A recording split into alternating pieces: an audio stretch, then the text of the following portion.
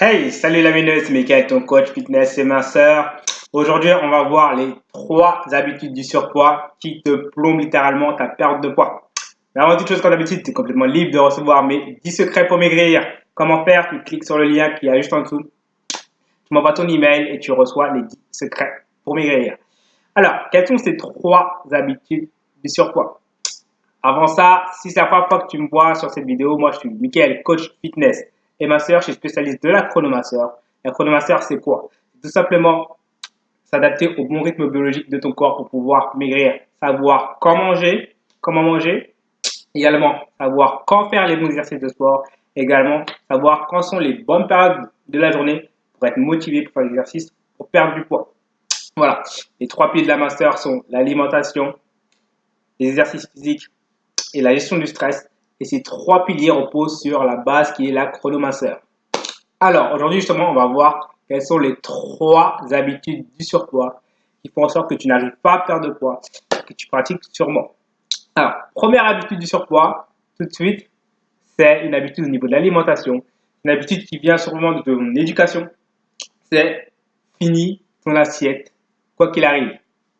Finis ton assiette, quoi qu'il arrive. Et tu vas voir que c'est une mauvaise habitude de finir son assiette. On l'a déjà entendu plusieurs fois. Même si tu n'as pas faim, finis ton assiette. C'est pas bien de gaspiller, etc. Alors ça, il faut savoir que c'est du grand n'importe quoi. Si tu n'as plus faim, c'est que ton corps te dit que tu n'as plus besoin de manger. Donc si tu vas à l'encontre de ton corps, eh ben, il va se passer des problèmes. C'est tout à fait logique. C'est pour ça que moi, je me base sur la chrononutrition. La chrononutrition, c'est vraiment se baser sur les rythmes biologiques de son corps. C'est également écouter son corps. Si tu n'as plus faim, tu n'as plus besoin de manger. D'accord? Alors c'est vrai qu'avec l'éducation, on va se dire oui, mais j'ai pas envie de gaspiller. Déjà, première chose, tu peux très bien mettre au frigo ce que tu n'as pas fini. D'accord? Deuxième chose, si tu n'as pas envie de manger la même chose et que tu te dis voilà, moi j'ai pas envie de jeter ça à la poubelle, je préfère le manger, et bien qu'est-ce que tu envoies comme message à ton subconscient et à ton corps? Tu envoies le message de quelque chose qui aurait dû être mis à la poubelle, et ben je le mets dans ma bouche. Donc qu'est-ce qui va se passer naturellement? Bah, ton corps, il va faire la même chose que ce que tu aurais dû faire. Il va le prendre, il va dire, de toute façon, ça, je n'en ai pas besoin, je vais le stocker à la poubelle de mon corps. Et ça va être quoi? Ça va être de la graisse. Voilà ce qui va se passer. Donc, si tu n'as plus faim, ça ne sert à rien de finir son assiette. C'est une réaction qui est complètement inutile, d'accord? La plupart des gens le font, mais ça sert strictement à rien. Si tu n'as plus faim, ce que tu peux faire, tu conserves ta nourriture, tu la mets au frigo. Si tu n'as pas envie de la conserver, le mieux, c'est de la jeter, d'accord? Ça ne sert à rien. De toute façon, tu vas la mettre à la poubelle quoi qu'il arrive. Que ce soit dans la poubelle physique de ton appartement ou dans la poubelle de ton corps. Vaut mieux que ce soit dans la poubelle physique de ton appartement, crois-moi. Deuxième mauvaise habitude. La deuxième mauvaise habitude, c'est tout simplement de remettre à plus tard. La procrastination, remettre au lendemain. Pourquoi je parle de ça? Parce qu'en fait, quand on a l'habitude de remettre au lendemain, ce qui se passe, c'est que par exemple, tu vas prendre l'habitude, tu as décidé de commencer à maigrir, tu as commencé à changer ton alimentation, tu vas te remettre au sport. Le problème, c'est que par exemple, tu vas faire ta séance de sport et tu vas dire non, c'est pas grave, je la ferai demain. Et le lendemain, qu'est-ce qui se passe? Tu la fais pas, tu dis non, c'est pas grave, je la fais le lendemain. Et au bout de 3-4 jours, qu'est-ce qui se passe? Eh ben, tu n'as plus du tout la même motivation qu'au départ. Et oui, la chronomasseur, il y a des périodes du temps où on est motivé pour y aller. Il faut savoir que pour prendre une décision, le cerveau met 3 secondes. Si tu as passé ces 3 secondes pour prendre cette décision, ce qui se passe, c'est que ça va devenir compliqué pour pouvoir la prendre. C'est pas impossible, ça devient beaucoup plus compliqué. Donc, si tu as choisi d'aller au sport et que tu as déjà noté une heure dans la journée à laquelle tu vas faire ton sport, eh ben, tu y vas. D'accord? Tu ne réfléchis pas, tu y vas. Ce qui se passe, ce qui est génial avec le cerveau, c'est qu'une fois qu'il a commencé une action, eh ben, il a envie de la terminer. D'accord? Donc, il va mettre en jeu des processus qui vont faire que tu vas terminer ton action. Par contre, si tu te poses la question, oh là là, et puis j'ai la flemme, oh, et puis je suis fatigué, oh, et puis etc., eh ben, il va se créer toute une montagne de choses. Il va s'imaginer toute une montagne, il va mettre en place tous des processus pour que tu ne puisses pas faire ce que tu as prévu. Et sur 1, 2, 3, 4 journées, puis après sur la semaine, puis sur le mois, ce qui va se passer, c'est qu'il va y avoir une différence énorme entre la personne qui aura fait son sport régulièrement et la personne qui n'aura pas fait son sport régulièrement. Tout ça basé sur la chronomasseur. Il faut savoir qu'il y a des périodes dans la journée où c'est plus efficace, c'est le matin. Le matin, pourquoi? Parce que le matin, on a une dose de motivation qui est élevée. D'accord? Il faut savoir que la dose de motivation, on a une dose chaque journée et petit à petit dans la journée, elle va diminuer. D'accord? Donc, il y a des techniques d'entraînement qui permettent d'augmenter sa dose de la journée. Mais il faut savoir que le matin, c'est là où on peut largement profiter de sa motivation pour pouvoir maigrir. Ça, c'est très important. Troisième erreur, troisième habitude qui te font prendre du poids. Alors, la troisième habitude, elle est liée avec la deuxième. La troisième habitude, c'est simplement être tout le temps stressé. Être tout le temps anxieux et stressé. Alors déjà, première chose, il faut que tu te déconnectes du fait que tu sois stressé. Ça veut dire quoi? Il y a des personnes qui se disent stressées. Voilà. Elles s'affirment stressées. Lorsque tu t'affirmes stressé, tu envoies un message à ton subconscient et je te rappelle que ton subconscient, c'est 99% de tes actions. Je ne sais pas si tu imagines, 99% de tes actions. Tu envoies un message à ton subconscient en disant « Je suis quelqu'un de stressé ». Donc, qu'est-ce qu'il va faire? Tu vas rester stressé tout le temps. Sauf qu'il faut savoir, je le répète très souvent dans ces vidéos, que le stress est responsable de prise de poids, diminue le fait de perdre du poids, également augmente le taux de cellulite. Ça a été prouvé à maintes et maintes reprises pour différentes raisons.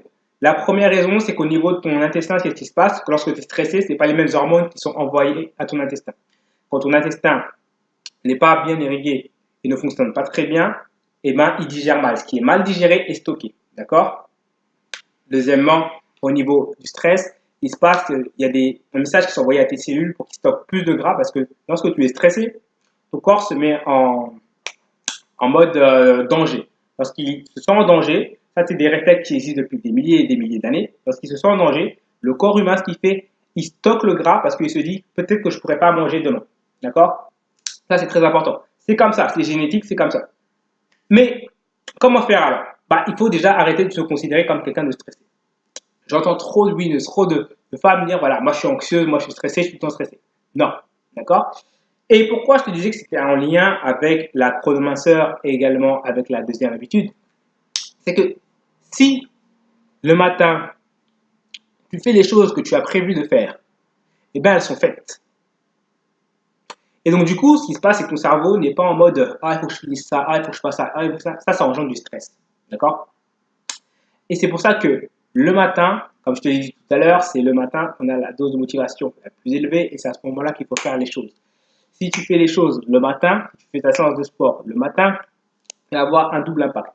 Premier impact, tu auras fait ta séance de sport, donc déjà tu as pu y penser.